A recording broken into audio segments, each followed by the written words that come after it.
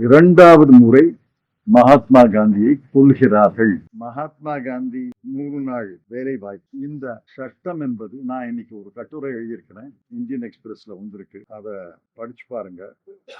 இன்னைக்கு மகாத்மா காந்தி 1948 ஜனவரி மாதம் 30ஆம் தேதி கொல்லப்பட்டு ஏறத்தாழ 77 ஆண்டுகளுக்கு பிறகு மகாத்மா காந்தியின் பெயரை நீக்கி, என்னை பொறுத்தவரை இது அந்த கொலையை விட அந்த கொலைக்கு ஈடாக கொடிய செயல். நான் என்னுடைய கட்டுரையில தலைப்பே the second killing of Mahatma Gandhi என்று நான் மிகுந்த வருத்தப்பட்டு எழுதியிருக்கேன். அதை படிச்சு பாருங்க. இந்த சட்டத்தை பாருங்க. இந்த சட்டம் என்பது மகாத்மா காந்தியின் பெயரை எடுப்பது ஒன்று, வாயிலேயே நுழையாத ஒரு பெயரை வச்சிருக்கிறது. ஹிந்தி சொற்களை ஆங்கில எழுத்துல எழுதுனா, Hindi words in English letter, அது ஹிந்தியா ஆங்கிலமா?